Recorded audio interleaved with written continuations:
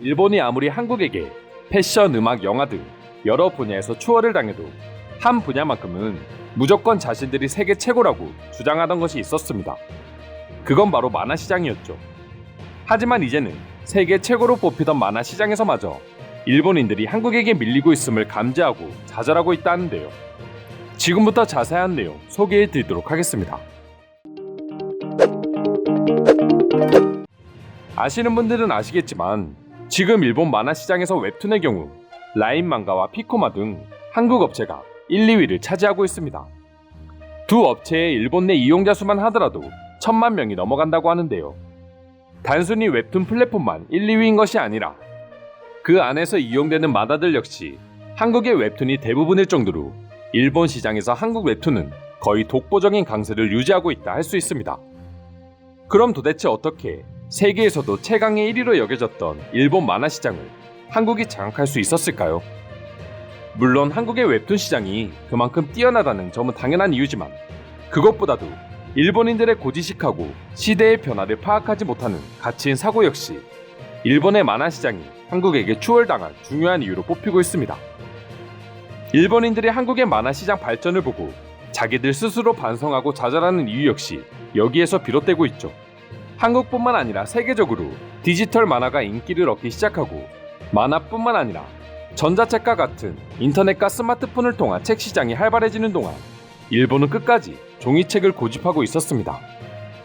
일본의 경우 아직도 DVD 시장과 종이 만화책 시장 등이 활성화되어 있기 때문에 내수 시장만 노려도 높은 매출을 올리는데 굳이 세계의 흐름에 맞춰 해외 시장을 공략할 필요는 없다고 생각했기 때문이죠. 즉 귀찮게 디지털 만화 시장을 개척하지 않아도 돈을 잘 버니 현실에 안주했다고 말할 수 있겠습니다. 이를 가장 대표적으로 보여주는 모습이 만화를 그리는 한국과 일본의 차이라고 할 수 있습니다. 한국의 경우 이제 직접 손으로 만화를 그리는 경우는 찾아볼 수 없지만 일본의 경우 아직까지도 대다수가 직접 손으로 종이에 만화를 그려 출판하고 있다 합니다. 도장과 팩스 문화를 고집하는 일본의 모습이 만화 시장에서도 그대로 이어지고 있는 것이죠. 이러한 일본인들의 고집은 신종 바이러스로 인해 밑바닥을 보여주고야 말았습니다. 일본의 대표 출판사 중 하나인 슈에이사의 경우 지난해 4월 이례적으로 주간 만화 잡지가 효관하는 사고가 발생했습니다. 그 이유는 직원 중에 한 명이 확진이 됐기 때문이라고 하는데요. 좁은 공간에 다 같이 모여 수작업으로 종이 만화를 만드는 일본의 특성상 한 명이 확진되어 버리자 모든 업무가 멈춰버리게 된 것이죠. 한국이었다면 재택을 통해서라도 문제없이 만화를 계속해서 그려나갈 수 있었겠지만 말입니다. 물론 일본 역시 디지털 만화 시장을 완전히 배척하고 있는 상황은 아닙니다. 10대, 20대를 주체로 스마트폰이 활성화되면서 점점 한국 웹툰 시장이 인기를 얻고 있는 것을 보고 뒤늦게 디지털 만화로 변경하고는 있지만 이미 늦어도 너무나 늦어버린 것이죠.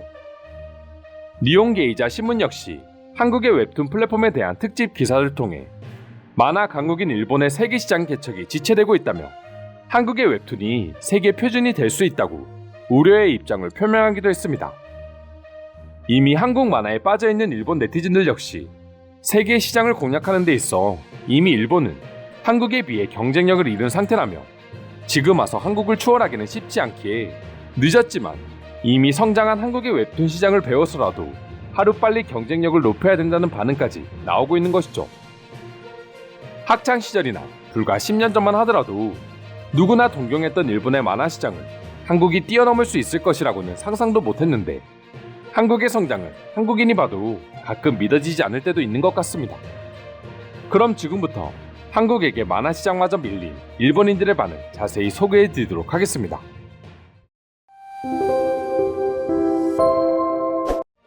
라인에서 나오는 만화를 매주 즐겁게 읽고 있으며 제 인생에서 가장 행복한 시간이 되고 있습니다. 한류 웹툰은 이제 일본인들에게 선택이 아닌 필수가 되어가고 있어요. 지금 일본이 가지고 있는 기술력만으로도 내수 시장은 충분히 만족시킬 수 있다. 하지만 언제까지 내수 시장만 노릴 수는 없는 것이고 한국처럼 해외 시장에 뛰어들지 않는다면 언젠가는 내수 시장마저 무너질 수밖에 없다. 한국의 해외 시장 성장이 그렇게 좋아 보이지는 않습니다.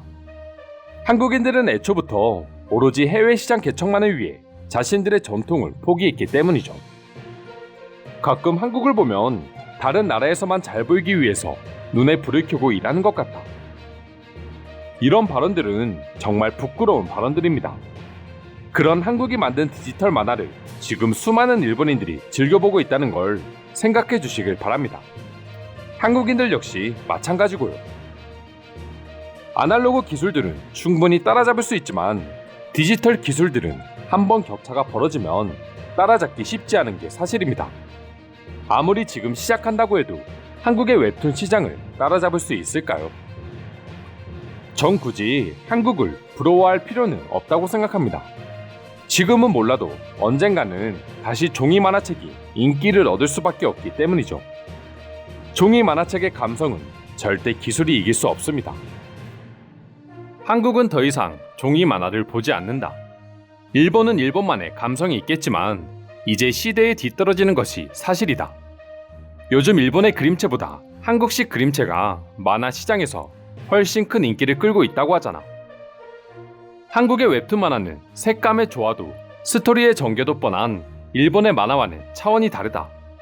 물론 아직까지 한국의 만화 시장이 일본을 넘어섰다고 말할 수는 없지만 점점 대중들은 일본이 아닌 한국 쪽으로 눈길을 돌리고 있다고 한다. 일본의 젊은 사람들은 스마트폰을 세계 어떤 나라의 젊은이들보다 잘 쓴다고 하지만 한국인들처럼 한 손으로 타자를 치는 사람은 거의 본 적이 없다. 모든 기술력이 한국에 뒤처지고 있고 이제 만화 산업도 한국에 따라잡히는 건 시간 문제일 뿐이야. 한류의 파도는 점점 거세지고 있다. 과거 2000년대 초반 보아를 정말 좋아했고 한국에 관심을 가졌다.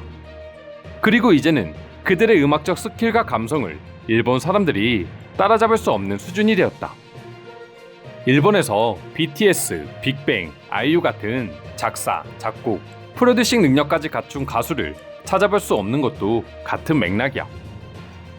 한국 만화가들은 이제 종이 만화책을 한정판 정도로만 판매할 뿐이라고 한다. 대부분의 만화가들은 태블릿을 사용하고 만화가가 직업인 전문가들 뿐만 아니라 일반 아마추어들 역시 태블릿을 사용해 그림을 그린다. 한국에서는 아마추어의 만화들 역시 온라인에 게재할 수 있게 해준다. 그렇다 보니 정말 수많은 사람들의 생각과 다양한 장르, 다양한 그림체를 만끽할 수 있다. 일본은 늘 똑같은 작가만 보니 비슷한 전개, 비슷한 그림체, 비슷한 단어 등 뭐 하나 새로운 게 없어. 이제 한국에게 만화 산업을 따라잡히는 것도 얼마 남지 않았다고 봅니다. 일본은 아날로그를 계속해서 지향하고 사람들은 새로운 것에 대한 호기심이 전혀 없다 보니 이렇게 하나둘씩 한국에게 추월당하는 건 너무 당연한 이야기일 뿐인 것이죠. 과거에는 일본 만화와 드라마를 한국, 중국, 대만, 베트남 등 여러 국가에서 리메이크했고 큰 인기를 얻었다. 하지만 언제부턴가 그런 모습을 볼 수 없다. 대부분의 국가들은 한국 드라마와 영화를 따라하고 있고 일본도 다를 건 없어. 이상으로 한국과 비교되는 일본의 만화 시장에 대한 일본 반응 살펴보았습니다. 오늘도 끝까지 영상 시청해주셔서 감사드리며 여러분들의 구독과 좋아요는 영상 제작에 큰 힘이 됩니다. 이상 종크TV였습니다.